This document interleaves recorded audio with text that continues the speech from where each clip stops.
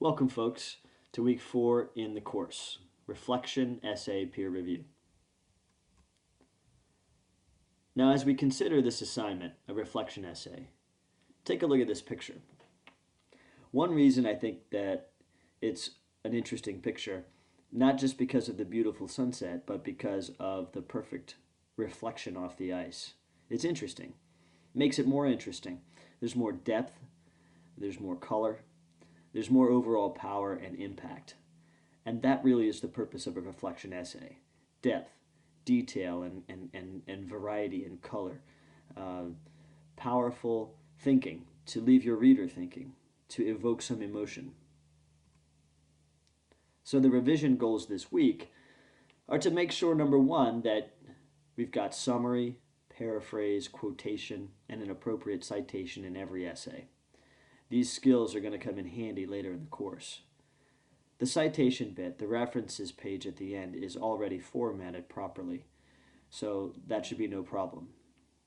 Varying sentence structure, also critical for variety and color in writing so it doesn't get monotonous. Also, correct comma use is going to be in view as we look at the revision process. Finally, go deep. Leave your reader thinking after he or she puts your essay down. Evoke a little bit of emotion. Got some student examples here. All right. Let's start here at the highlighted bit. Throughout Mr. Byron's writing, he writes about many instances where he is reflecting upon himself and life. Nice overall statement. I like the fact that Byron is called by his last name and not his first. Not Gilbert, it's Mr. Byron. Very good. Byron would have been okay as well without the Mr. Good background information right in the introduction. A little bit of summary of the overall purpose of the work. A good thing. I note here in the previous sentence, avoid announcing the type of assignment. It says here to understand reflection. I'm better understanding reflection. That's a good thing, but keep the focus on Byron, the main topic of the essay. Again, the highlighted piece. Frederick described whippings taking place that sent chills down my back. The way he described the gut-wrenching screams, the way the blood dripped red, and even the silence. Wow. Good job being descriptive and detailed to evoke emotion. I do suggest revising the sentence structure in the second sentence, which here is a fragment. Nevertheless, nice work. Living in Dorchester, South Dorchester, hard labor was an everyday thing for myself. In the winter, we would have to chop down trees for firewood, haul them up to the house so they could be quick to grab. It was rewarding. It taught you how to be a hard worker at a young age.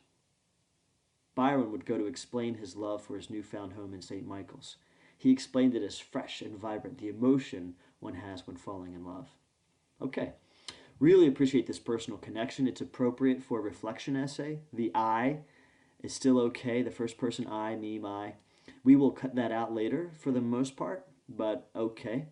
And good job with the quote integration here at the end. Fresh and vibrant, the emotion one has when falling in love. Well chosen, properly integrated with a comma and quotation marks and an in-text citation at the end. All very well done. The only thing I would say is use Byron instead of Gilbert, and also don't end a paragraph with a quotation. Always continue on to explain in your own words why that quotation is valuable and how it supports your thesis or the main idea of that paragraph. All right. Writing helped right the wrong. So nice little pun here on writing and right. And just a nice concise title that incorporates some of the thesis. The only problem is please capitalize all those words. Okay. Also, check this out. Early on in life, as a small child, Douglas was able to avoid the harsh reality of what slavery was really like and the horrid torture that accompanied it.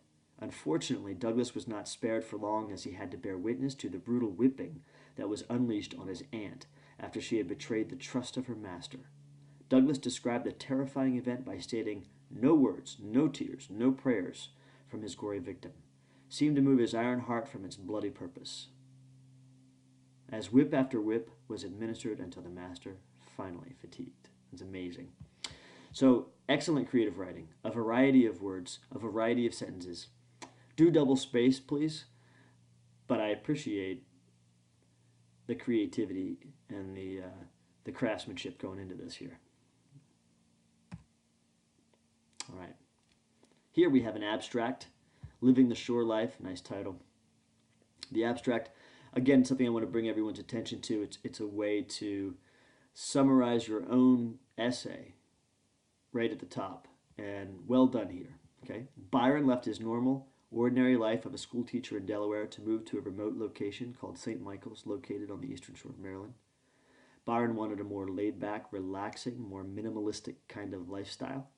Byron purchased several small pieces of property located near a cove in St. Michael's, and his approach to life is something that many people should take to heart as they go through their daily lives.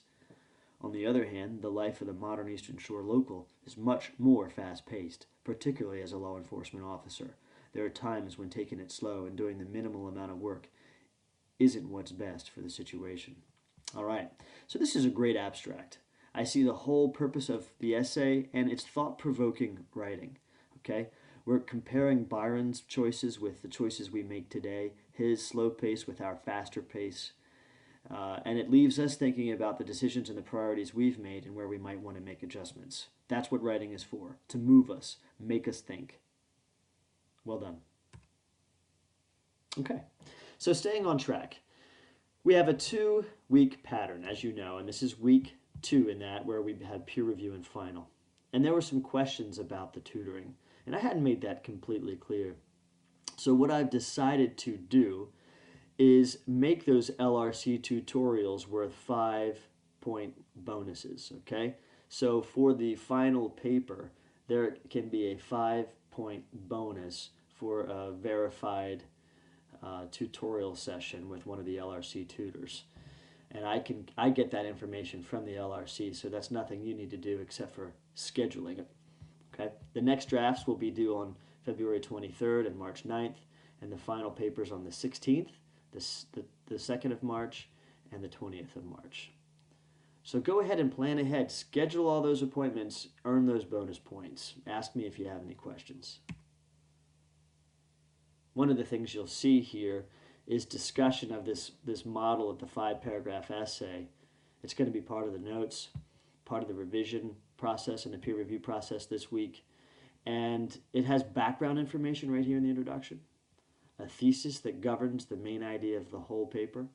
And these subpoints are optional, but they indicate, okay, main ideas that you can introduce throughout your paper. For example, if Byron makes us think about the pace of our lives, you could say, in terms of the choices we make at work, the choices we make at home with our family, and for subpoint number 3, maybe the result of those choices or the consequences of those choices.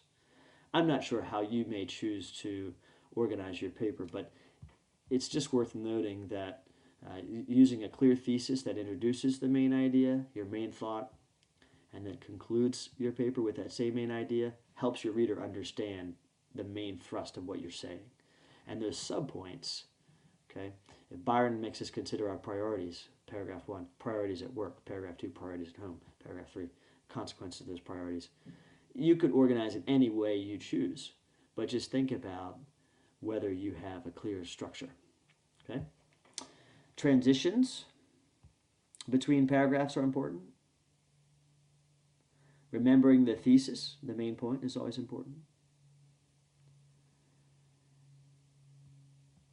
And indicating your subpoints with clear topic sentences. Okay, something to think about this week. All right. Never lose track of the good writing rubric. It's the last page of your syllabus, and these are the points on which everything you write in here is graded. Finally, consider what it means to wrestle with an idea. This is the point of reflection. So I'm concluding on the point where we opened.